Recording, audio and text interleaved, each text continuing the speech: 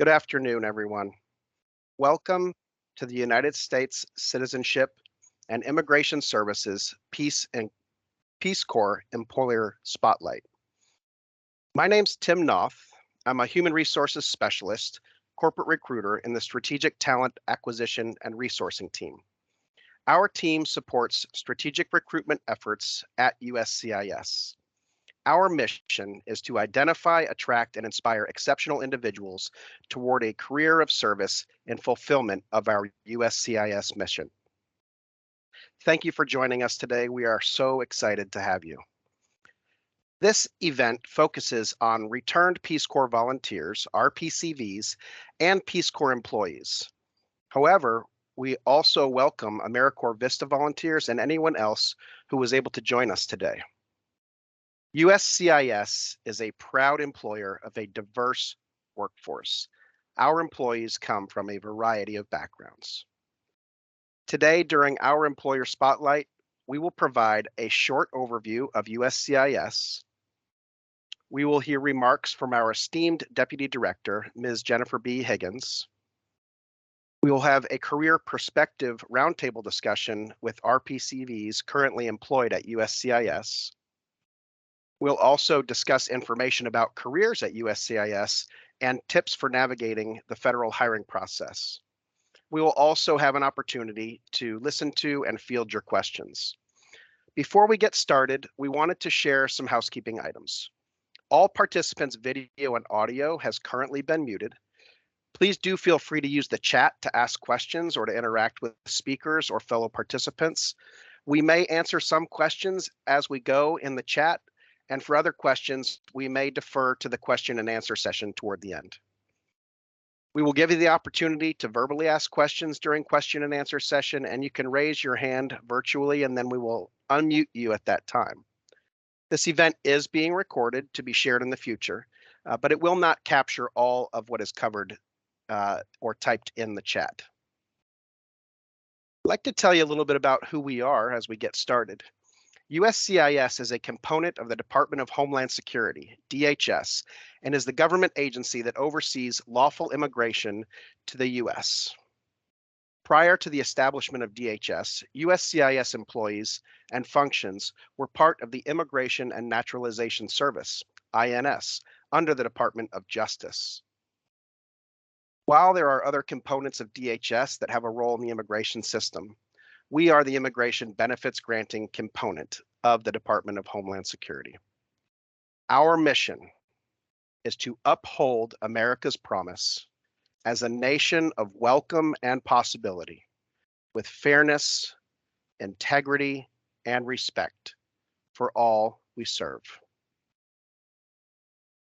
USCIS is responsible for a wide variety of services related to the lawful immigration process.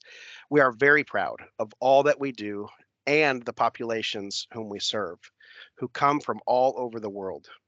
We determine eligibility for citizenship and conduct the naturalization process all the way up to the point of taking the oath of allegiance. We oversee the process that allows current permanent residents and U.S. citizens to bring close relatives to the United States. We manage the process that allows individuals from other countries to work in the United States. We also manage E-Verify, our system that allows companies to verify the employment eligibility of their prospective new employees. We administer humanitarian programs that provide protection to individuals who are displaced by war and civil or political unrest, and those who are forced to flee their countries to escape the risk of persecution or torture. We proudly manage the first step in the international adoption process. We additionally provide resources to help immigrants with their integration into our American culture.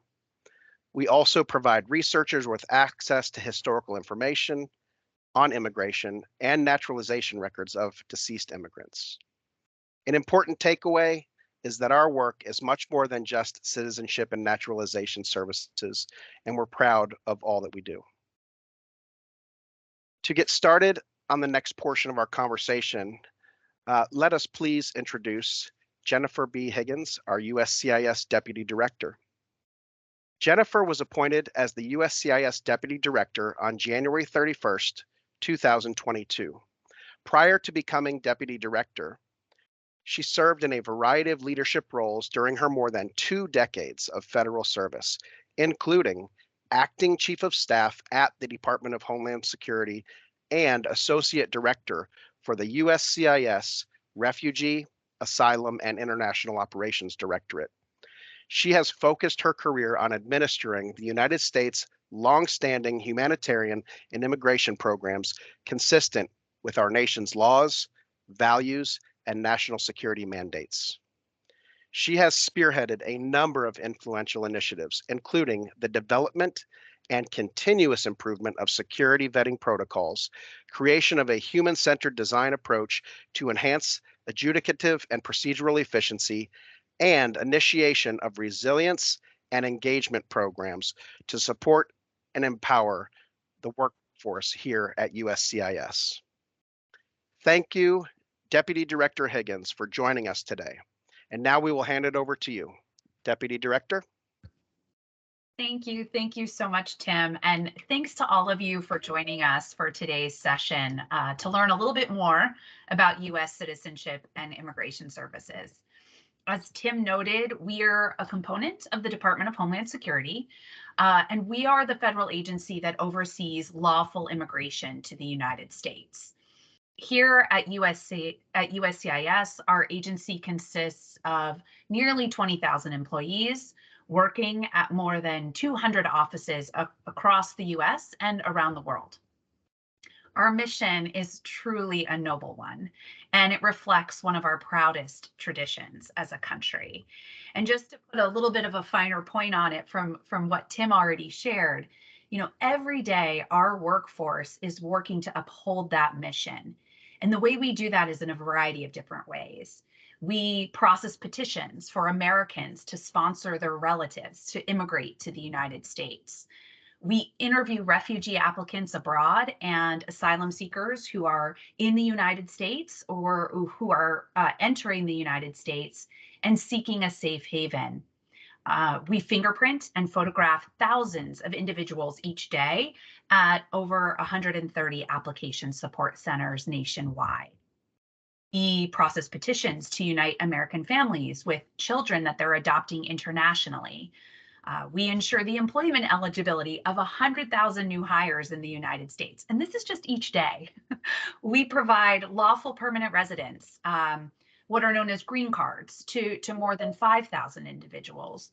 And finally, we have the privilege of interviewing applicants for naturalization and conferring citizenship to 3,200 new citizens at naturalization ceremonies every day across the country. And this is really just a snapshot of the incredible work that we do around the globe to uphold America's promise of welcome and possibility.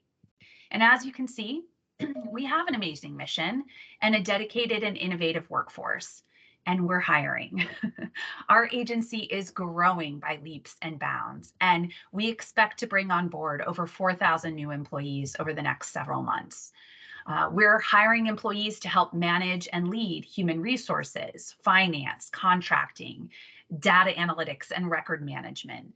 We need lawyers and project managers. And of course, at our very foundation, we need adjudicators, individuals to interview and process immigration benefits, such as refugee and asylum officers, immigration officers who process green cards and citizenship applications, and fraud and national security officers. Some of these jobs are geared toward in-person work, engaging with applicants, conducting interviews, or working in an office in a team. While some of our other opportunities offer the ability to telework, and some are even amenable to full-time remote work.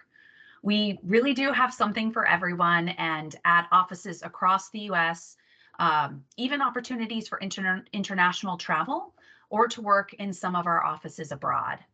And I am really excited that today you're going to have the opportunity to hear from a few of our current employees who are returned Peace Corps volunteers, and from members of our human resources team who will tell you more about the ins and outs of applying for jobs with USCIS, which I hope you'll do. But before I turn it over to the team, I did want to just share a few thoughts about why I chose to dedicate my federal career to the mission here at DHS and USCIS. I started as a presidential management intern. Now they're called presidential management fellows, but back then in 1999, we were called PMIs. And I stumbled into the immigration mission. Up to that point, I had a master's degree in international relations.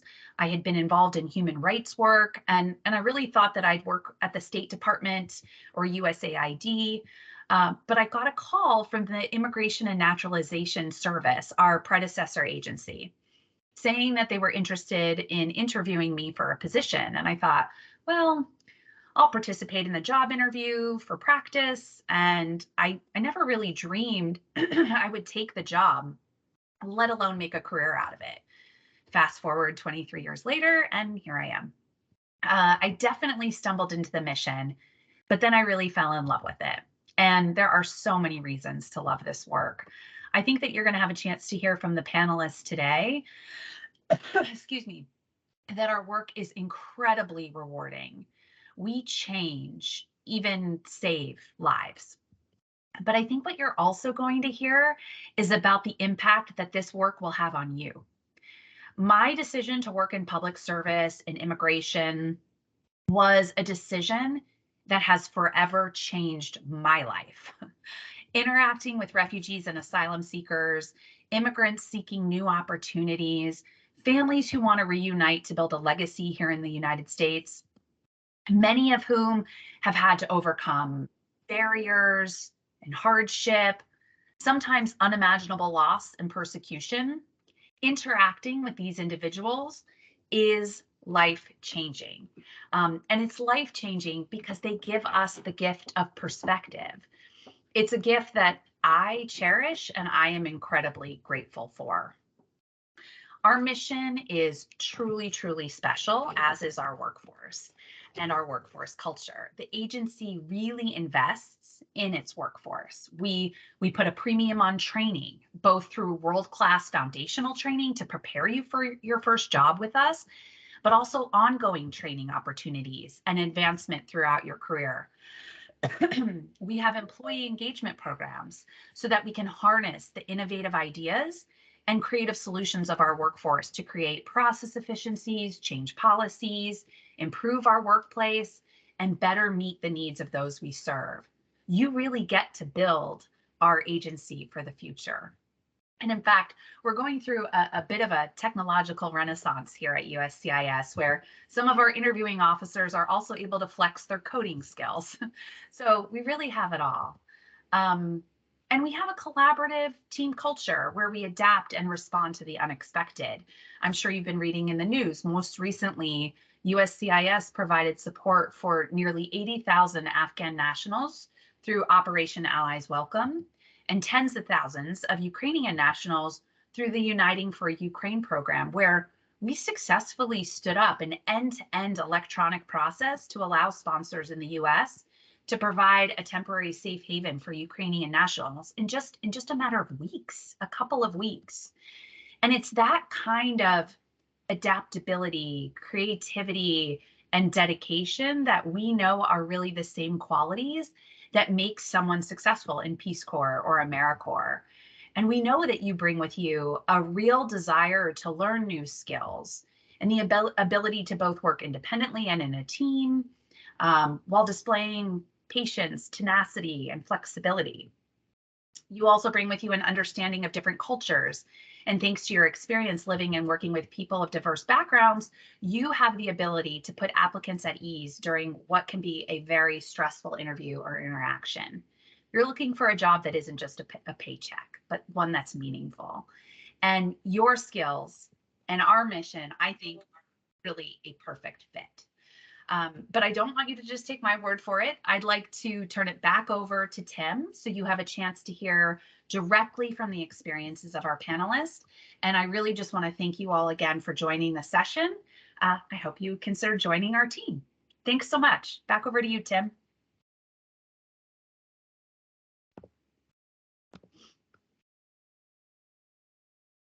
Oh, Tim, I think you're on mute. Thank you so much. Thank you for your comments, Jennifer, and for joining us here today. At this time, I would like to turn this presentation over to Emily Boland, who's going to lead a discussion with some of our returned Peace Corps volunteers who work here at USCIS. Thank you, Emily. Thanks, Tim, and thanks for inviting me to do this today. I am so excited to be able to host this panel today. We have our PCVs across the agency at all levels in all different positions, and I'm really looking forward to just discussing with this group sort of what they do and how they got here and how Peace Corps helped them. So just to start a little bit, my name is Emily Boland. I'm a senior advisor to the Deputy Director of USCIS. I served as a Peace Corps volunteer in El Salvador from 2009 to 2011. And I was in the municipal development program. So I worked in the mayor's office. I was assigned to the mayor and to the town council. And I got to do some really cool projects. You can see from the picture here, one of the first things I did was actually I spent the first 6 months of my time judging beauty queen contests with the mayor and the town council, which I was not qualified to do, but it was great because I got to go out and meet everybody. It was a little bit awkward after each event. There was like a community dance, and so I had to dance with the mayor for the first dance of each event and get it going. I don't dance, but I did to make sure that was successful.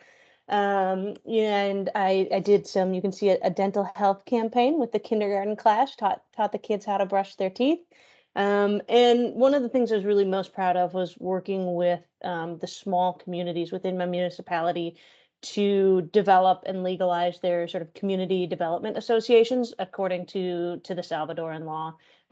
Get them registered, legalized, and have bank accounts open in their names. After Peace Corps, I came back to the US and kind of like Jennifer, I stumbled into USCIS. I had never heard it before. I didn't know anything about immigration. I knew I wanted to live in DC and be in the US for a little bit, and I wanted to be able to use my Spanish skills and travel abroad. Like easy, right? There's millions of jobs doing that. So I found a posting online for a Spanish-speaking refugee officer job. I applied on USA Jobs, and I was so excited to get an interview and then to be offered the job. That was a little bit over 10 years ago, and I've had so many incredible opportunities at USCIS. And I'm really lucky and grateful that I stumbled into this agency and into this mission and the opportunities I've had as a result. So I'm excited to chat with all of you today a little bit more about how Peace Corps helped me get there. But I'd love to turn it over to the other panelists and let them introduce themselves as their slides come up.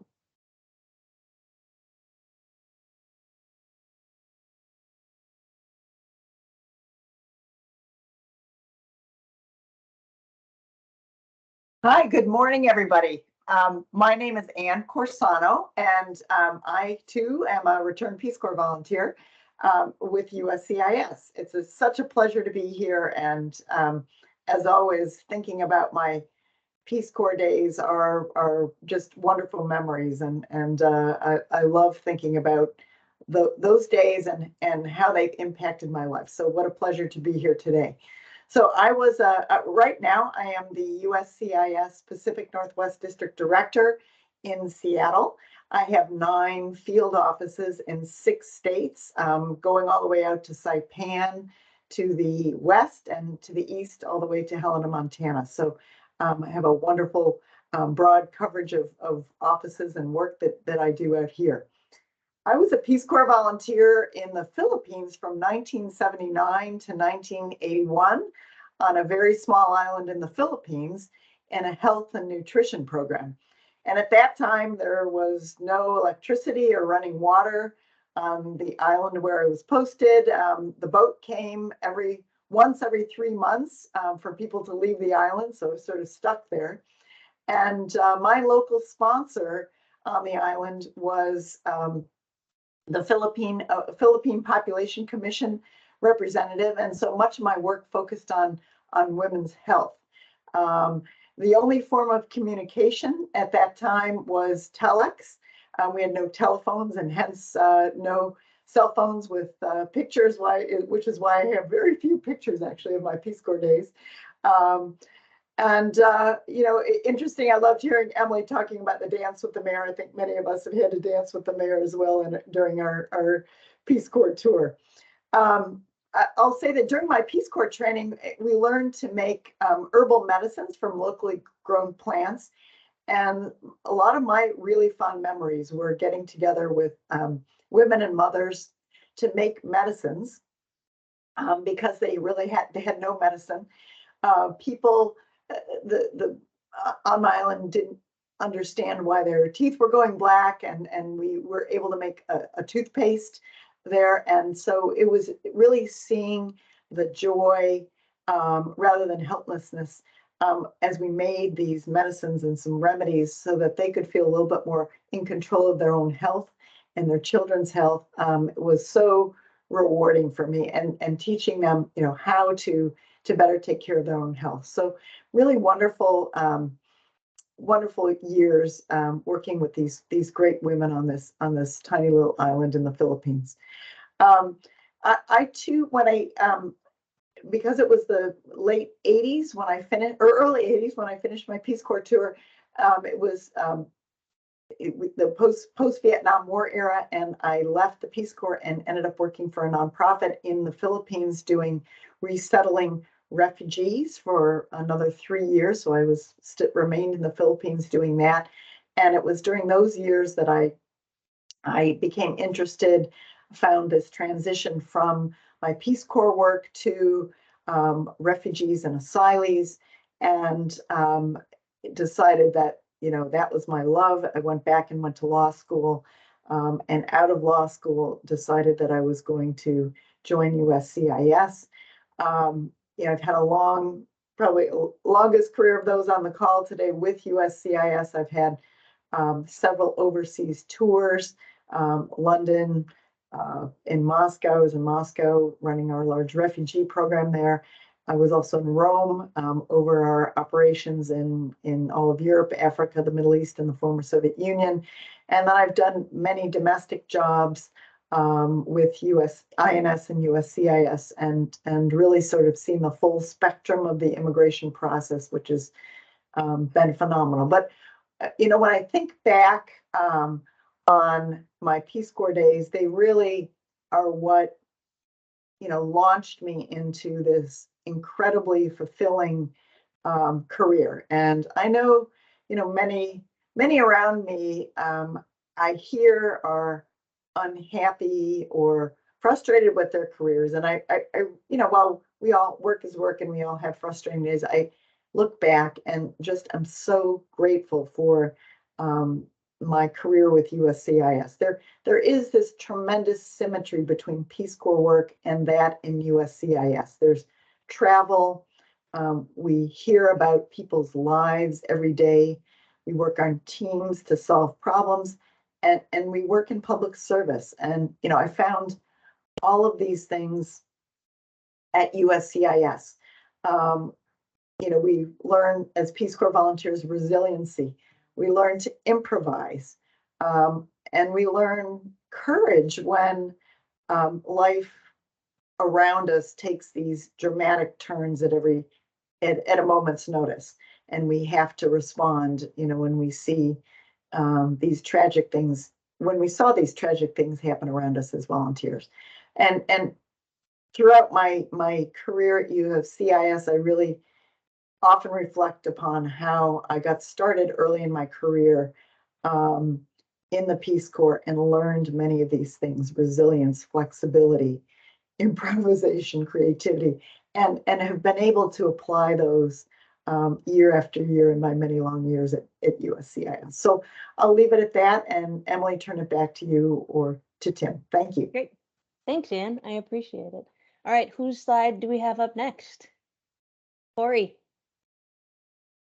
Hey everyone, it's always nice to talk to a group of returned Peace Corps volunteers, and I feel like I haven't in a while, actually, since the pandemic started. So this is really refreshing to come here and talk to you. But I served in the Republic of Moldova from 1998 to 2000, which borders western Ukraine. So it's a sad time now, knowing that culture, knowing that area, seeing what's going on in Ukraine. But as Jennifer noted, it is nice to see that the agency that I work for is playing a pivotal role in helping some of those people that are fleeing persecution. But so I was 1998 to 2000. I went into the Peace Corps right after college. It was actually the first time I ever traveled abroad. I think out of my whole group of volunteers, there were about 50 of us or so. I was definitely the least traveled out of the group. So that was my first experience going abroad. And I was teaching English at a high school to juniors and seniors. That was my primary project.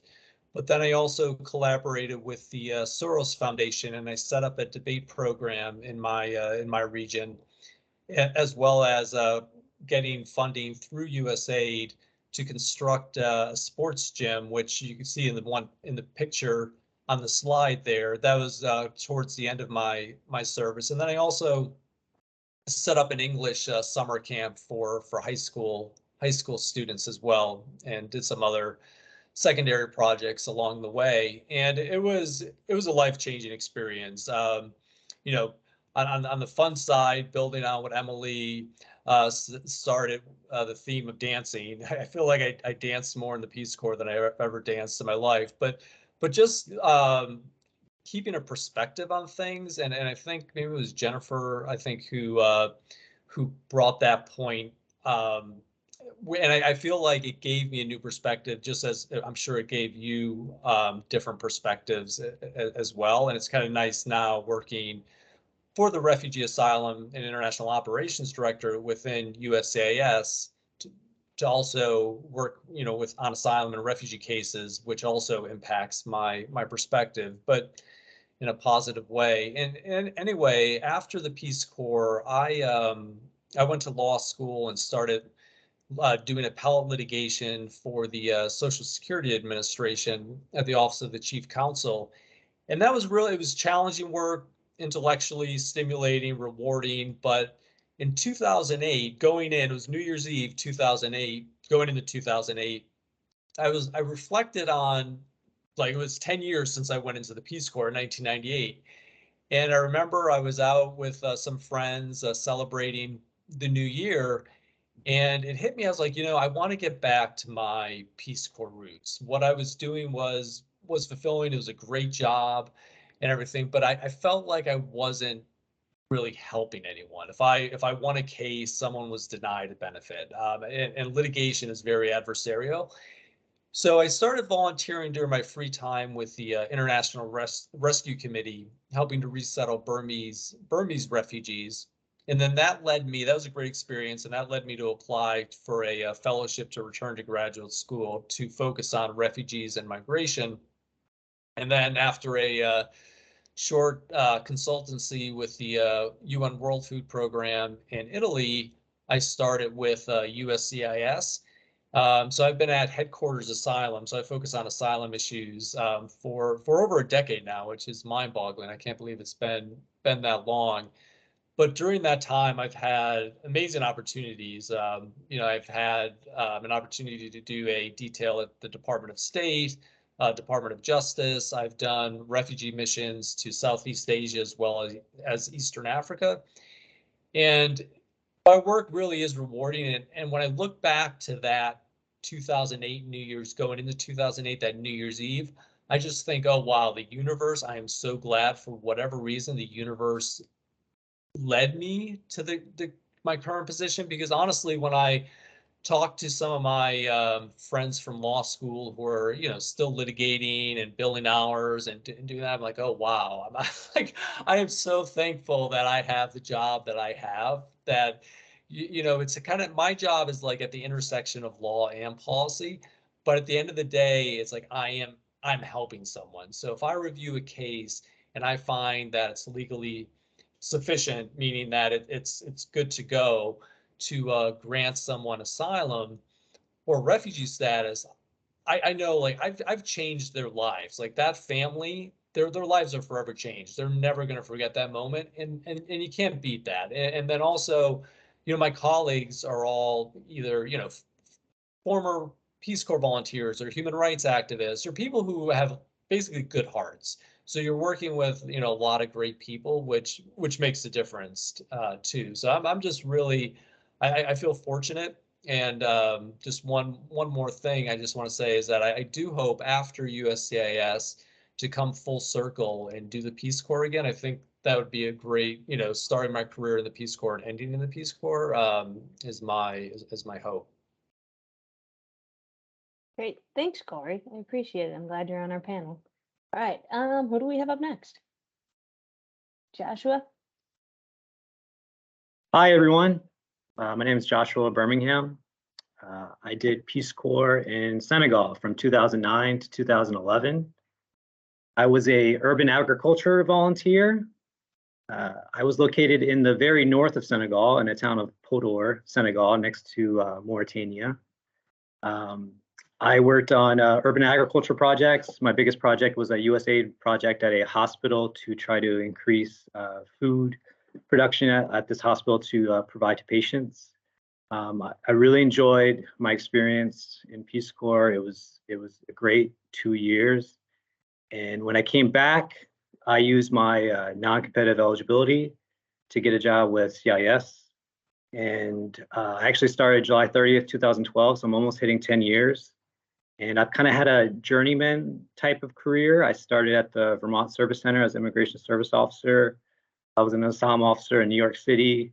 I was an immigration service officer at the Columbus, Ohio field office. And then I transferred to headquarters, fraud detection, national security. And I've been doing that for the past couple of years. And my current position, I'm still with fraud detection, national security. I'm actually embedded with Homeland Security Investigations at the National Lead Development Center up in Vermont. It's a really interesting position. I really enjoy my work. We do, USCIS, we do have some interesting liaison type positions. This is my first time ever being embedded with a different agency besides USCIS. And it's been really interesting to work with another federal agency. And I've been doing that close to the past 3.5 years. And yeah, I kind of, you know, stumbled into USCIS as well. And I kind of was, you know, trying to figure out what I was going to do, you know, after I got back from Peace Corps. And I'm really glad that, you know, I found USCIS. It's been great these past 10 years. And there's a lot of RPCVs in this agency. And I think the interesting thing about, you know, meeting another RPCV in CIS is, you know, maybe you served in a different country or at a different time, but there's always those kind of like common bonds, and you kind of, you know, really can share a lot, and there's a lot of mutual things. So it's been great. And if anybody has any questions about fraud detection, national security, or Senegal or CIS or whatever, I'm here to answer any questions. That's it. Thanks. Thanks. I appreciate it. So I sense a common theme that we all sort of stumbled into this and stayed. So I'm glad we can help talk to an audience so that we can help them stumble into this as well. All right, Rebecca. Absolutely stumbled. Hi, everyone. My name is Rebecca Murray. I served in Peace Corps in China from 2010 to 2012. I was in Guizhou province in the southwest part of China. Before that, I had gotten a bachelor's degree in graphic design and worked in marketing for a few years. So joining Peace Corps was sort of a turn for me in that I knew I wanted to move toward social services or toward a position that would help people. And then I used my non-competitive eligibility to enter USCIS right after Peace Corps. So I've been with the agency for about 10 years in a few different positions. I've always been an adjudicator. Right now, I am a worldwide refugee officer in the Refugee Affairs Division. Yeah, so I'm happy to be here. Thank you. Thanks. I'm glad you're here and you can provide your perspective from lots of different positions. All right, who do we have? I think we've got one more. Brandon? Hi, I'm Brandon Gieza. I was in Mongolia from 2011 to 2013. I worked at a small chamber of commerce in the middle of the desert. So If you know how big Mongolia is, it's like the size of Texas with only 3 million people. So there's a lot of space between. So we were a fly site.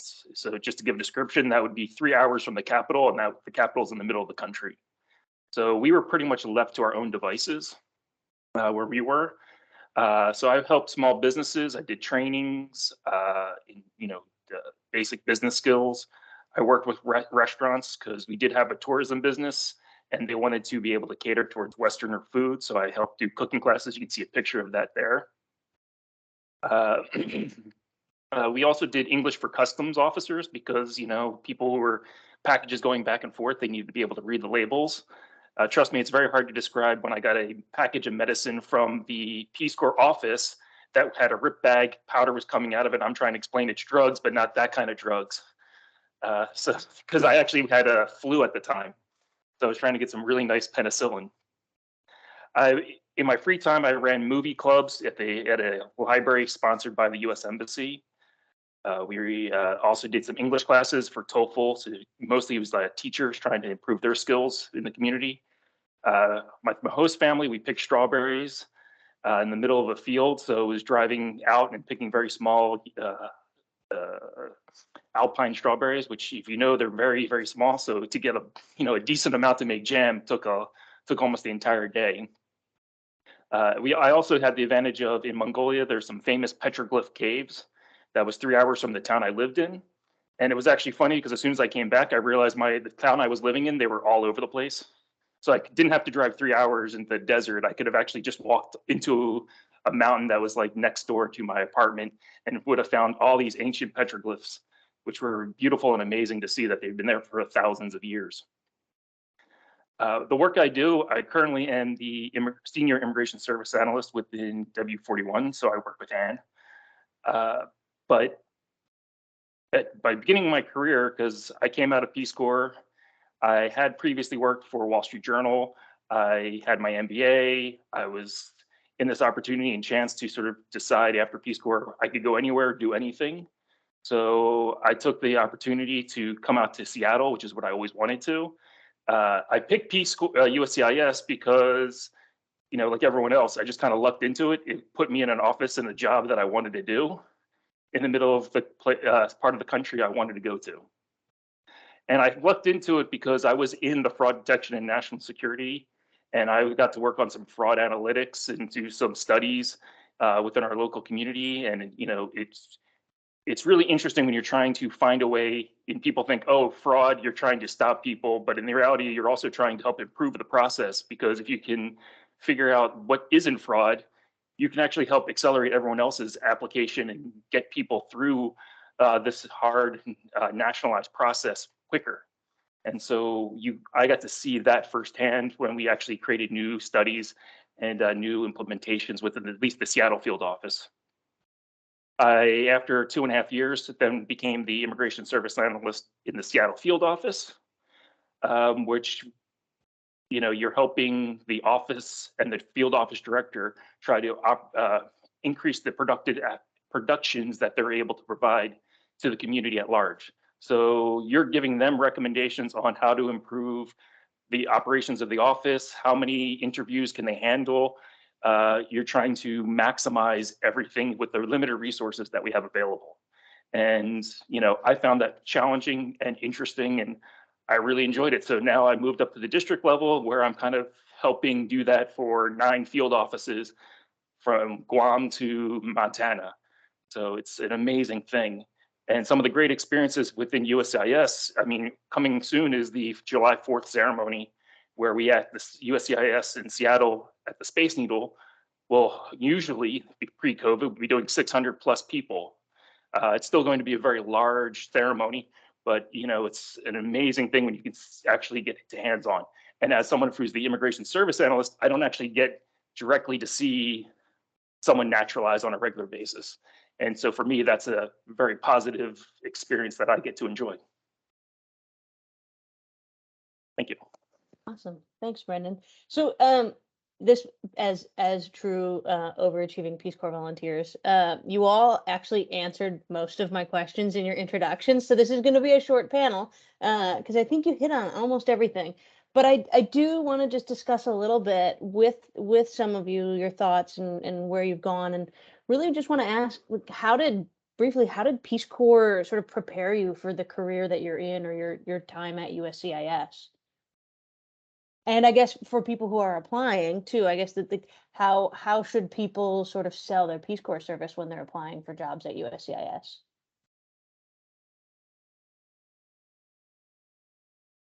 I could jump on that.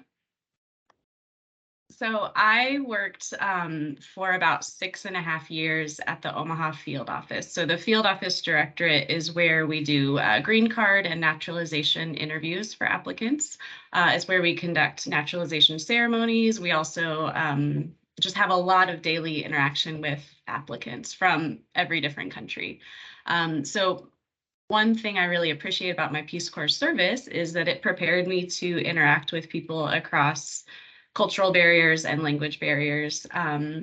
It helped me, I mean, we all know that Peace Corps gives a lot of cultural training and understanding or trying to be humble about our cultures and not make assumptions about other cultures or other people. So I think bringing that background and that approach into my time at the field office has helped me a lot to just have more successful interviews, to be able to communicate more effectively with the applicants. And like someone said before, these can be really intimidating interviews for our applicants. It can be a really scary thing to come into a government official's office and you don't know what's going to happen. So for me to be able to make that experience a little less intimidating and more pleasant and still getting the job done and doing what I need to do has been really good. And I think Peace Corps made a big difference in that.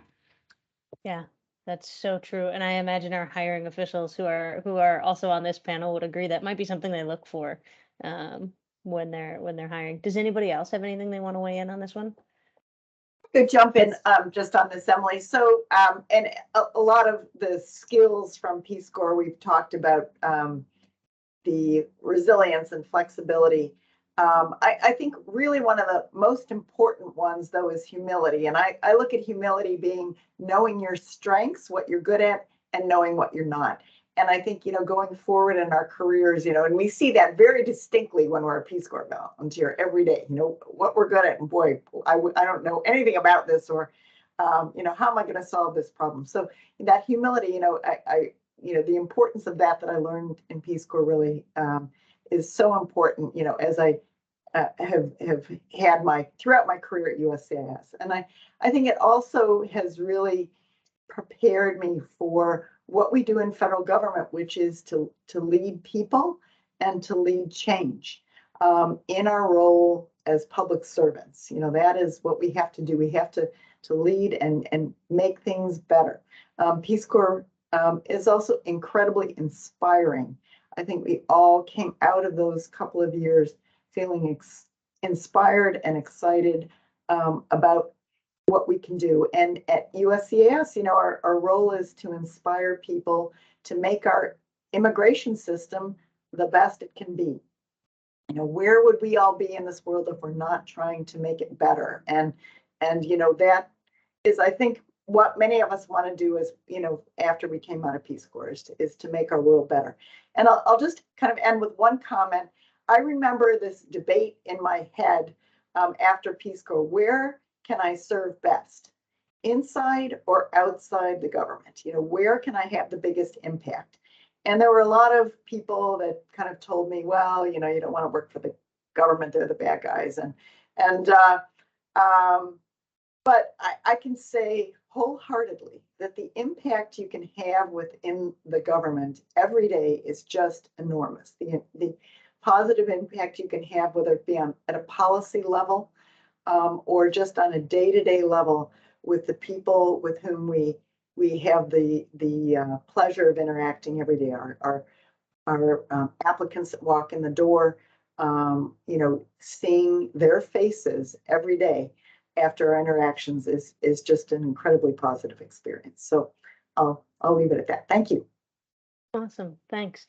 All right, recognizing that we're on a little bit of a schedule, I want to sort of conclude with one question and just ask everybody really briefly, if we could go around the panel, just What do you find the most meaningful thing you've done with USCIS? Like what's been the most meaningful part of your career? And whoever wants to go first. Hey, Emily, I could go first. No one else wants to jump in first, but I think I alluded to this a little bit when I was giving my introduction about how every case that you work on, or like at least I work in the asylum context and refugee context, so every case that I work on directly impacts someone's life. And whether you're in the refugee and asylum context, or if you're working on naturalizations or permanent resident cards, the work you're doing is going to forever impact someone's life. And as far as like the most meaningful, it is hard because I feel like they're looking back over the past 10 years, there have been many meaningful cases. But I think going on the refugee missions to both Tanzania and Malaysia, particularly, for example, both. In Malaysia, I felt like I was coming full circle working with and adjudicating Burmese cases. And that's what I started with when I started volunteering with International Rescue Committee. And hearing the stories of people who, in Malaysia, they're mostly in like urban areas, but in Tanzania, working with the Congolese refugees, some of them who've been in refugee camps for generations. And so they're sitting in front of you, whole families, and they've been in these camps for generations. And the decision you're about to make is going to possibly be like a life changer for them. And so it's hard to put into words like how that makes you feel. But in short, was very fulfilling. Corey, you made it hard for whoever follows you next on this panel. But Brendan, Joshua, do either of you want to jump in? I'll jump in. I'll say that for me, I mean, I don't have that experience of like then the 4th of July ceremonies where I'm, directly involved with helping people. I help the office. And so I get joy when I'm able to do that for the office. I'm a small cog, but, in theory, it can be, you can have a very big impact on, the whole agency as a whole, because I can find ways to improve processes. And one of my favorite things is when we have like a big challenge to try to increase the number of interviews that we do at an office, where I get to do a lot of research. I get to, play in the database systems and come up with a new solution. And that's where I get the joy from my work. But I'm an analyst, so maybe that's just my takeaway. Playing in data is what I get joy from. And but that small little piece can have bigger effects when we can again, maybe increase in one office like Seattle, which is a very big office, 10 interviews a day. That doesn't seem like a lot for a lot of people, but when you multiply that out through in a year, that's in fact impacting like 300 a month lives, depending on how many people we see and how many days we interview. Or just like, can we do a Saturday ceremony or Saturday, thing just to help boost things like that can have huge not reproduction, I mean, effects across our office and boost our productivity. And that's where I get joy. And I think that's where I get to see a lot of impact on a lot of people. It's good, and you bring up a good point too. I know we've talked a lot about our adjudication, but we have these careers too where like you can impact the lives of your colleagues and your coworkers and set the agency up to be able to deliver on that mission so effectively, which I think all of us as returned Peace Corps volunteers kind of take joy and pride in. So it's great that you mentioned that there's opportunities to do that as well. So thanks. All right, Rebecca, your hand's up. Yeah, I just want to add what I said earlier about making the experience more pleasant is really meaningful for me, but I've also really appreciated that I've been able to kind of curate my career according to my own personal interests and values. So I spent a few years during my time at the field office getting a master's in social work, and my field office was really accommodating with my schedule. They helped me each semester, they let me flex my schedule. And I'll also say that the agency provides tuition reimbursement often. So they pay for about 2/3 of my master's degree. I was also able to get trained and certified in the Department of Homeland Security's mediation program. So this is something where I now can conduct or facilitate mediations for other employees in other agencies of Department of Homeland Security. And that's a collateral duty, and it's just something that I've been able to do because I was interested in it and had nothing to do with any of my job descriptions. But I've never been bored with USCIS, and that's because there's all these opportunities to seek out what I'm interested in. Yeah, that's a great point. Thanks for sharing. All right, Anne, I see your hand is up too. Right, and I'll just mention one story. It's so hard to talk about the most meaningful work because there's been so much of it. But I'll share one story. In 2004, our USCIS began interviewing applicants for naturalization that were in the military outside of the United States, and so we were able to fly into Iraq to interview military members at that time. And when we first started, I remember it was a very Peace Corps experience, sleeping on the tarmac in Kuwait, waiting for a flight to get on a military aircraft because there was no schedule. So we just had to sleep on the tarmac, didn't know when we were going to eat or what we were going to eat. Got on a plane, flew into Iraq to some unknown base. And then we would have military members who were coming off of their missions for their naturalization interview. At that time, there were about 70,000 non-citizen military members, and they were serving our country, putting their life on the line every day. I had interviews with people who were coming in from their Humvee missions, having been bombed, still shaking as they went through their interview. And then to be able to tell them at the end that they passed and that they were going to become a U.S. citizen, the tears in their eyes, the impact on their families, the safety and security that they felt at the end of that was, something that brought, tears to my eyes, and I think, everybody that we worked with as we saw these people. The work that we did such dramatically changed their lives, and so that's just something I think that happens almost every day in every one of our offices. So you might have brought tears to my eyes a little bit too. All right. Joshua, do you want to close us out? Or I think we've got another hand after you. Do you want to go? Nothing really to add, kind of what Corey said earlier, just making an impact on people's lives. That's huge in our positions. So pretty much what Corey said. Awesome. It's a common theme, which is fantastic. So I just wanted to say thanks to all the panelists for joining us today. You brought incredible experience. You are so valuable to the agency. I'm really happy to call you all colleagues, and thank you for joining us today. I hope the people that are on the call are excited about jobs, because I'm going to turn it back over to our HR colleagues who are going to tell us a little bit about how to sort of go through the career path to look for jobs at USCIS and find out a little bit more about how to apply. But thank you, everybody, for joining us today. Thank you. Good luck, everyone. Thank you. Good luck.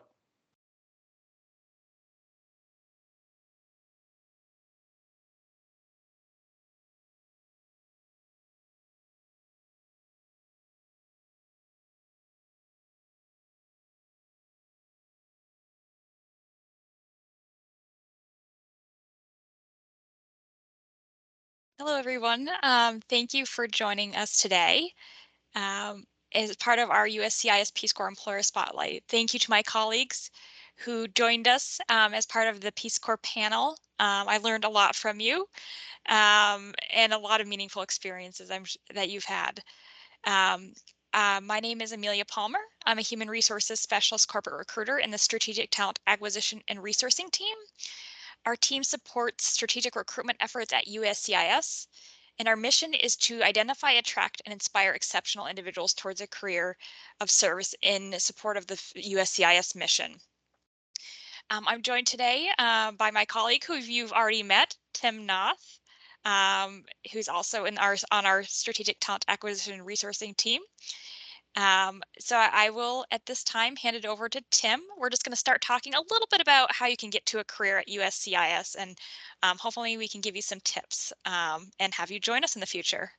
So thank you. I will hand it over to Tim. Thank you, Amelia. And thank you everyone on our panel and Jennifer for the great discussion. I'm going to go a little bit quicker given the time than I might have before. This information will be available to all attendees in the future, and Amelia and I will remain available to each of you via direct contact for any questions. So I'll just cover some highlights on the first few slides, and then Amelia, I'll turn it back over to you for some of the science of the application process.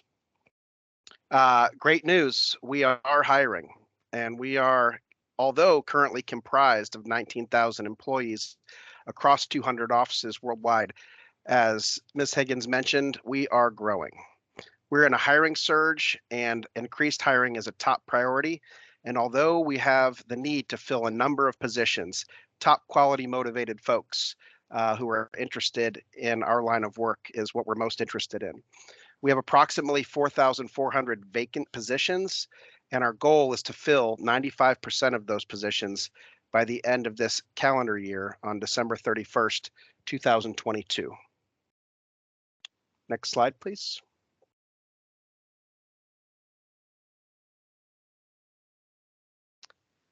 There are many careers at USCIS. As we've just heard, there's a number of great positions that our panel members have held and currently have.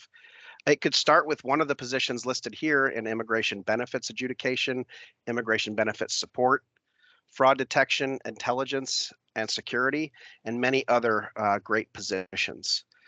It is important to note that while USCIS does have officers serving in many capacities, these are not necessarily traditional law enforcement officer positions like you might expect to see in the great adjacent components that we work with in Homeland Security. And we're happy to work with each of those agencies, and we're happy to tell you a little bit more about each of our officer positions, should you be interested. Please be sure to research these jobs and also reach out back to us if you need any additional help. Next slide, please.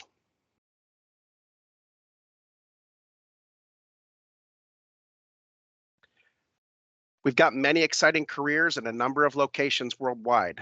As we've mentioned, we have presence in every state, several U.S. territories, and also several foreign locations. Many of our positions will allow for some form of telework. And also, in addition to working in one of our domestic offices, some of our positions will allow for some form of partial or full-time remote work so that you can have a great impact on our mission from wherever you are. Just please be aware that each of our positions, entitlements, and benefits in that regard may be slightly different. Most of the employees who join USCIS do start our careers here in a domestic facility as shown on our agency locations map, but there are opportunities to pursue our work with USCIS also outside of the continental United States.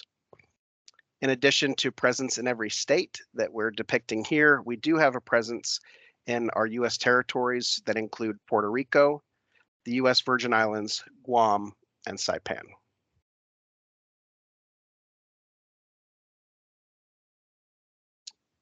With regards to our international agency presence, our international opportunities include locations specifically where our refugee officers interview individuals seeking refugee status, and we do have permanent office and personnel presence in China, Mexico, El Salvador, Guatemala, Kenya, and India.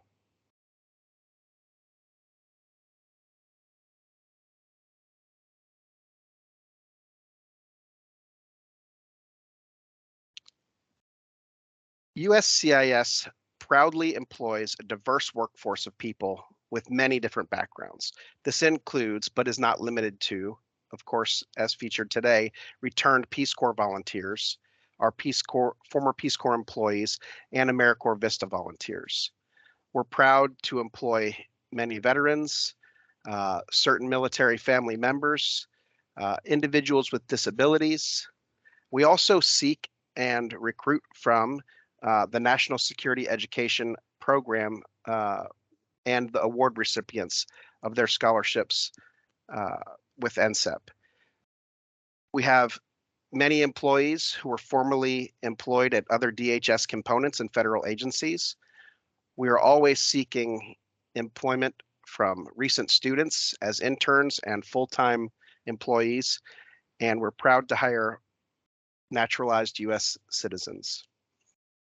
We've highlighted returned Peace Corps volunteers, Peace Corps employees, and AmeriCorps Vista volunteers, not only because you're joining today, but because we all highly value the contributions that you have made, and hopefully we'll be seeking to continue that here with us in USCIS.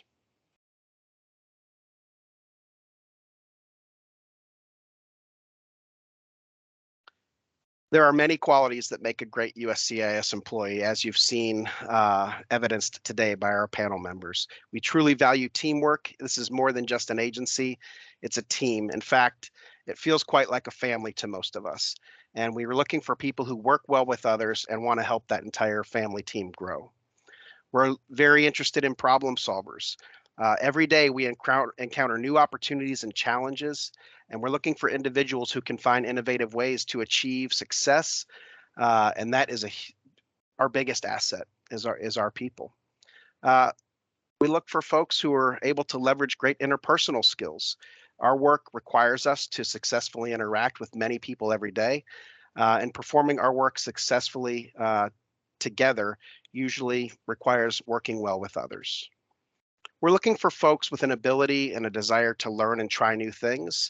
As you've heard, many of us come from different backgrounds and have found our way to USCIS. And we're looking for folks who can bring that experience into our shared learning. And also for individuals who are open and eager towards the personal and professional growth that's available here. They make a great fit. Passion for helping others. As the only immigration benefits granting agency in the United States, we have an important mission to help individuals navigate the immigration benefits process while also ensuring the integrity of our immigration system. Those that have a love for helping others help us accomplish our important mission are a great fit. A great commitment to service and help us and support the great work of administering our nation's lawful immigration system, and also a drive to serve a greater purpose can help align you well in our USCIS team. Cultural sensitivity and adaptability is vital to our success as an agency, and having members who can navigate and adapt in their interactions with individuals from many different cultures is irreplaceable, and it helps to establish rapport and gather information in a efficient manner. We are sure that your service in the Peace Corps and/or America Vista has likely helped you develop and cultivate a number of these great competencies, and we look forward to you applying those to your work with USCIS. I'll quickly just let you review some of the employee benefits here without a major description, but we do have a multifaceted retirement system that is similar in some cases to a retirement savings plan like a 401k with agency contributions. Great health benefits, opportunities for life insurance, paid leave, including up to 12 weeks of paid parental leave under the current system. We have programs that help promote great work-life balance and offer assistance to employees in specialized areas like financial planning and many other facets of work-life balance.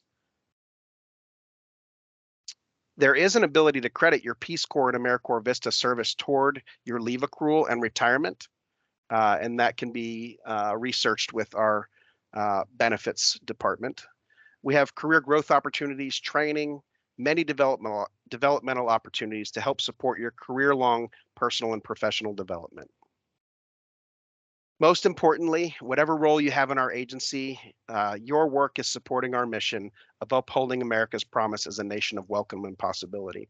We look forward to speaking with you on that further. And at this time, I'd like to hand it back over to Amelia. Thank you so much, Tim. So right now, I'll just share a little bit more about using your non-competitive eligibility if that applies to you, and some application tips and how to apply. Just kind of discussing your non-competitive eligibility, what can it do for you? It allows you to apply for opportunities outside of USA Jobs, which is the federal government's job board. That is the standard competitive process, so this allows you to go around that. It allows you to apply to additional job opportunities on USA Jobs as well. Some of our announcements that are open to federal employees are also open to special hiring authorities, including Peace Corps and AmeriCorps. The benefits of non-competitive eligibility and what makes it great for you and for us as an agency is that there's less competition. Hiring managers can hire you without posting a job opportunity, which means that can get hundreds of applicants. So they can hire you more quickly. There are less people to consider. The application process is generally faster. Hiring managers can select and hire individuals without having to post a job opportunity announcement. And this is great. It's desired by hiring managers because it is quicker and easier to fill positions than a traditional job opportunity announcement.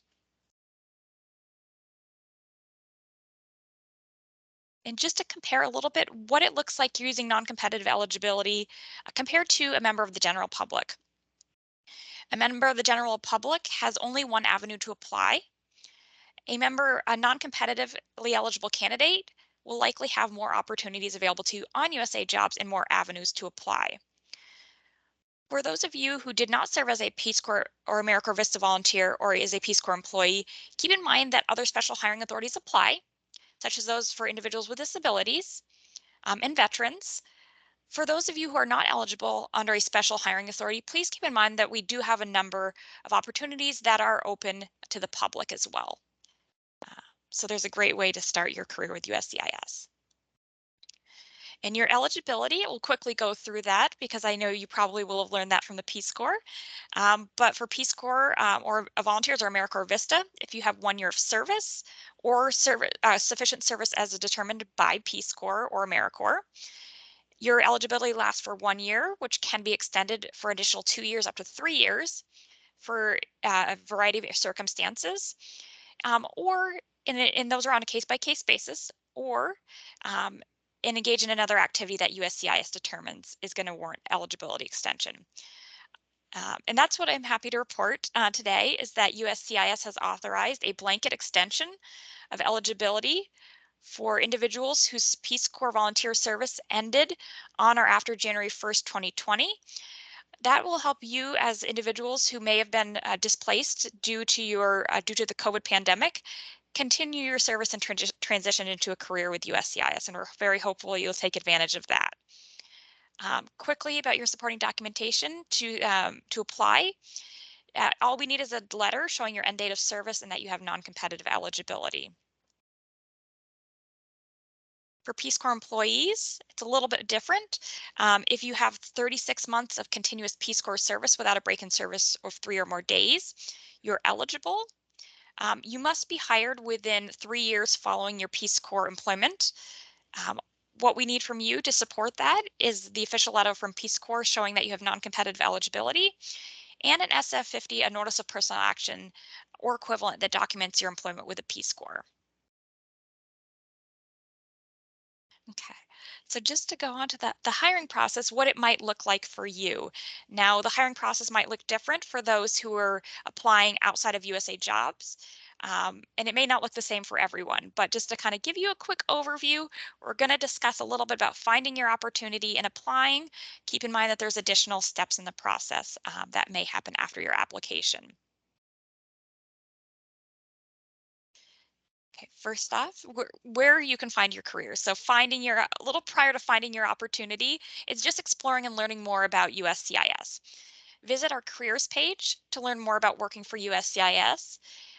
Under our careers page, there is a career opportunities page that gives a little bit more in detail about each of our common positions. So that's a great opportunity to learn more about what we have to offer. And next, after you've explored and kind of figured out what you want to do, find your opportunity. Look on USA Jobs. So this link here will link you to our specific USCIS opportunities. Make sure to search for those that are open to Peace Corps as well as those that are open to the public. Also check out our PCV career link. A lot of our offices do post on our PCV career link. Also connect with hiring offices. So if you find opportunities to engage with USCIS representatives at recruitment and outreach events, or just through networking, mention your non-competitive eligibility if that applies. Okay. So the next step after you found your opportunity is to apply. So navigate to the job opportunity announcement if it's in USA Jobs, or if it's on our PCV career link, look at what the bulletin recommends. Follow all application instructions. Note that if the application process requires multiple assessments, you must complete all assessments to be considered. That will be listed in the job announcement as well. Keep in mind that you must submit all required documents and complete the application by 11:59 p.m. on the closing date listed in the bulletin or the announcement. Make sure to include your documents that show your non-competitive eligibility. That will help us give you that, consider that eligibility for you. Make note that if you're applying on USA Jobs, some announcements have an applicant cap. That means it will close on the end of the day when we reach that applicant cap. So if you see one of those, make sure to apply quickly. If you have non-competitive eligibility, take advantage of opportunities to share your application with a USCIS representative. So get in contact with us. We will reach out to you after this event and share your interest in our agency. Okay, so this is kind of the last part of our presentation that we wanted to share. Just some application tips there. We could go on for days about some tips that we'd love to share with you, but we just kind of narrowed it down to a few that we hope you can take away. First, read the entire job opportunity announcement, especially on USA Jobs. Pay particular attention to the responsibilities, qualifications, and required documents section and who it's open to. Make note that USCIS has a 5-page resume length policy. HR, to determine that you meet the requirements, will only review the first 5 pages. Hiring managers may consider the entire resume, but you want to make sure the first 5 pages has all what you need to get referred to the hiring manager. Federal resumes do not have to be extensive, but they do not have to be as short as the private sector resume. So more than 1 to 2 pages is totally fine. We still recommend 5 or less. Resumes should demonstrate how your experience meets the qualification requirements outlined in the job announcement. So go back to that qualification section. Tailor your resume to the position for which you're applying. That is so important. Now, next, early on in your federal career, your transcript may help you meet the requirements of the position, the education that you've received. Make sure to submit a transcript that shows your name, the name of the school. Keep in mind that the transcript you submit at a time of application can be unofficial, but at some point you may need to supply a full official transcript.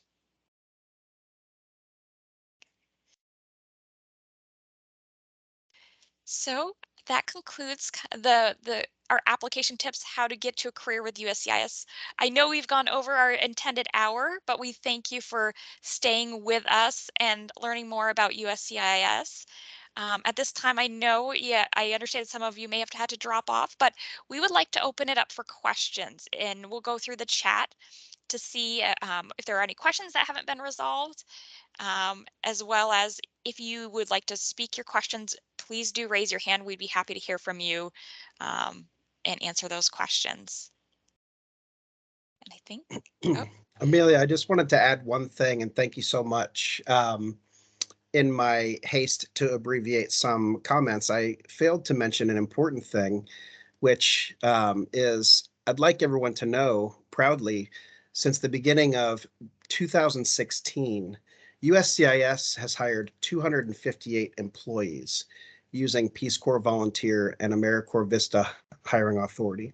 And certainly we have a number of other folks in our ranks who may have been in the Peace Corps, may have served in AmeriCorps Vista, and may have found their way to our workforce even after their non-competitive eligibility. So it's certainly both a Peace Corps and AmeriCorps Vista friendly workforce, and we look forward to any contacts. The last slide that was up there had our USCIS talent acquisition email, and you can reach Amelia or me at that box with a specific question or just a conversation starter. And please do not hesitate.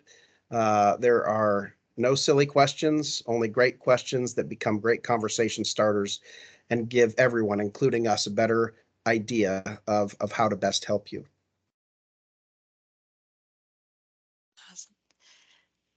Thank you, Tim. So I'm looking through the chat and I'm seeing we had some questions that were, some of them were answered by our panel members. So thank you so much. Just going through to see if we have additional that we can answer. So we have an individual who asked, mentioned they've been applying to the asylum officer position a number of times. I think we may have, we did answer that question. So to Becca, you definitely provided some advice here. And it's, look at for all opportunities to apply, whether it be our PCV career link, USA Jobs, pay attention to those announcements and tailor your resume. And make sure to submit your transcript. It is a competitive process, so please know that even if you don't get through the first few times, you're a valuable candidate, and it can just take a little while to get into the government. Okay, awesome. So let's see. We think we answered a few of them. Oh, Cassandra, some of the positions that I currently see on USA Jobs require travel. Does that mean you have to have a driver's license and or car? Perhaps the travel pertains to training. So some of the travel will be provided by the agency if you're traveling to training. Now, I will say if a driver's license is required, if a car is required, that will be listed in the job opportunity announcement under requirements. So keep in mind for some positions may require that, but a lot of our positions don't. The travel would be us paying you and arranging your travel. Thank you. I see a few people are dropping off, but thank you for joining us. And I apologize we've gone over, but I've enjoyed being with you all. And we'll continue to answer some questions. So we have somebody says they have a 15-year background in medical sales. I want to apply to a role that would be of help service to others. I will say that, and I just talked about this with a colleague before this event, is that you can take a career that is unrelated to your background and your education. I stumbled in, as many of the participants mentioned as well. My education was unrelated to what I'm doing here, and I think there's a lot of opportunities for you to join and find a role that you can grow with. You might start as more of an entry or mid-level, but at the same time, grow with the agency.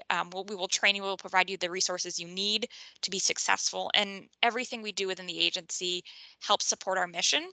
So there's a lot of meaningful work in all corners of what we do. So I see. Okay, so great question about what minimum requirements to apply for outside the U.S. So we do have a U.S. citizenship requirement, as was mentioned and answered in a few questions. That is a requirement, but as soon as you become a U.S. citizen, you are absolutely eligible to apply. We also have a residency requirement. You have to have lived in the U.S. for the last 3 of the last 5 years. There are some exceptions, so that will be listed in the job opportunity announcements on USA Jobs. So don't, keep in mind those exceptions. And Peace Corps working with a government sponsored agency is an exception. So keep that in mind. And I think we might have covered some of these questions, but I know we've got some hands raised. So we'll go through some of those. And if you have something in the chat that we haven't been able to answer, please, raise your hand or make sure to ask it again. So first, we've got Emmanuel. So I'm going to allow your mic. Emmanuel, you can unmute yourself now if you're ready. We'd love to answer your question. Okay, my name is Emmanuel, and then my question is this opportunity open for only a citizen or people that have a green card, a permanent resident? So that's a great question. So in order to apply and be considered for unemployment, you have to be a U.S. citizen or U.S. national. But if you're on the trajectory to become a U.S. citizen or national, we encourage you to keep thinking about USCIS. And when you're at that point, we will definitely, we'd love to have you apply. Okay. Thank you, Emmanuel, and I hope we answered your question. Yes, ma'am. Thank you. And I saw some, let's see, I think we had a hand raised earlier, but it kind of went down. Oh, so, okay, let me enable. Ruben, thank you for your question. You are able to unmute now. Hello, can you hear me? Yes. I can hear you, yes. Yeah, thanks so much. Now, I was just wondering, so the best way to find these openings, and obviously there's for different people, like you said, different backgrounds or different interests. Should we just go straight to the USCIS website, or what is the best way to see the opportunities? Yeah, that's a great question. So I'm going to share my screen again. So on our last slide, and we will provide these slides as a handout to you. So we'll send you out an email after this event with the slides with some additional handouts as well. So you will get this. So you don't have to worry about writing this down, but I just wanted to show it to you again. So you can learn more about going to our public website, uscis.gov/careers. From there, there's multiple links to our job opportunity announcements on USA Jobs. You can search through there, check out our PCV career link. That's also a great opportunity. And so those are a couple places that you can find job opportunities. You can also reach out to us and we will help you connect with offices. And I think, and what we'll do again is we've got a few opportunities that are open right now. We're excited to share with you. We're going to send you guys a list of those opportunities with links, so you can get it, those links and apply to those. So those should be sent out this afternoon. So we appreciate you asking those questions, and we'll get those to you. That sounds good. Thanks so much, Maria. You're welcome. Thank you. Amelia, I saw we had a hand raised from Aziz Ahmad, or Yeah, perfect. I see the hand went down, but I'm gonna, okay. Aziz, I definitely want to acknowledge we did see you flash there for a little bit. So Excuse I've me. enabled your mic if you want to unmute. If not, you can, we can answer your questions. And if you don't want to ask your questions now, we can answer your questions through email. And so definitely reach out to us.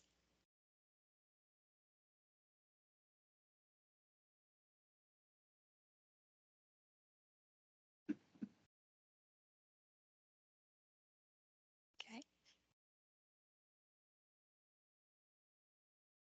While we wait to see if there are any more questions, I definitely would like to thank and acknowledge both of our capable and enthusiastic interpreters today who've helped us reach our whole community. So thank you, Omar and Liz, for great work in joining us today.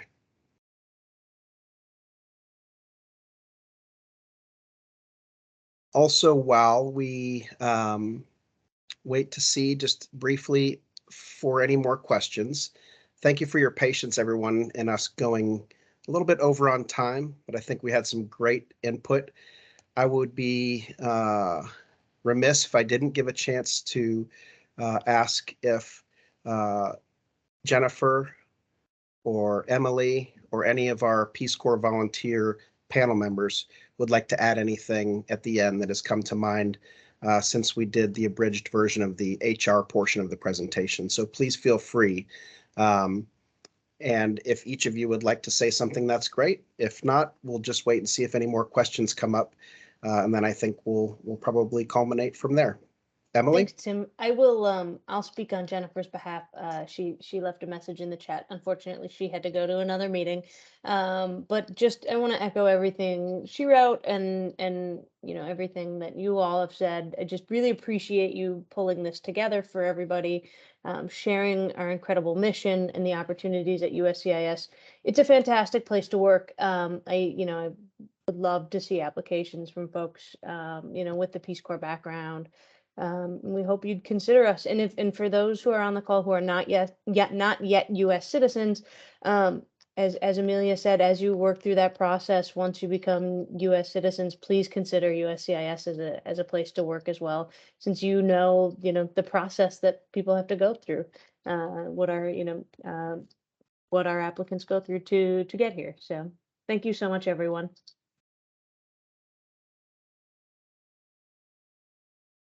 Actually, I wouldn't mind saying something about the hiring process. Is the just don't look for if you're looking for a specific role, it might not be available or in the location. But feel free to look at like other positions because I know people who've applied and especially Peace Corps volunteers, they've actually then been able to elevate pretty quickly through the ladder. So if you're really willing to serve, you might be willing to take a different role than you originally expected and then take your course path. It is a lot easier once you're in the office and you can actually also see the differing requirements that that position holds. So you never know where you'll actually end up. And I think that's for a lot of people on this panel, they kind of ended up in USCIS, found a role that kind of worked for them, and who knows where they ended up in 10 years down the road. Thank you, Brendan. And thank you, Emily. Would any of our other panel members care to share any closing remarks? Tim, I just wanted to quickly mention we have another kind of question in Okay. slash statement in the chat. So want to acknowledge that somebody mentioned one challenge for mid-career experienced professionals is quite difficult to get in without Peace Corps non-competitive eligibility. You might be a great fit for an ISO, for example, but without 1 year of experience in immigration, you may have to start at a lower level.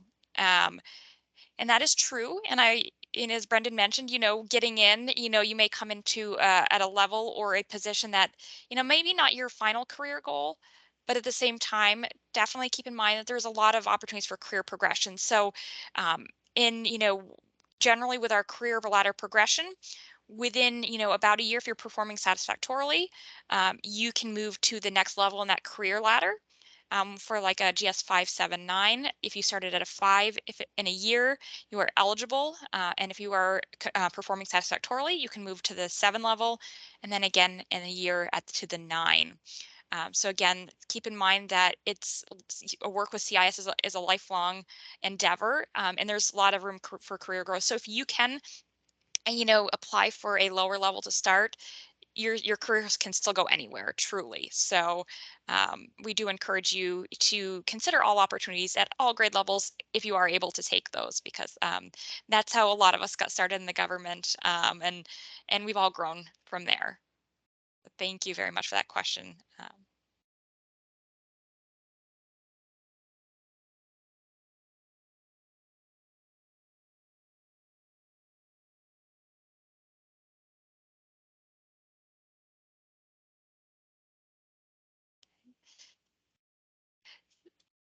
So Ruben, I see a hand from you. Let me just allow your mic. I think you may have additional questions, and I apologize if we cut you off earlier.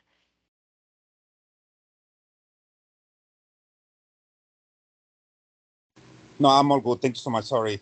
Okay, no worries. Just want to make sure we took care of your question.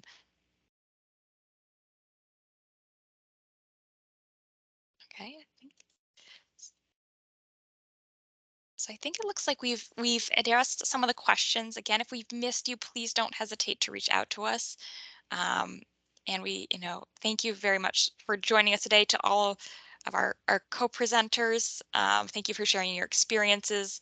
To our Deputy Director, we're so excited that you were able to join us.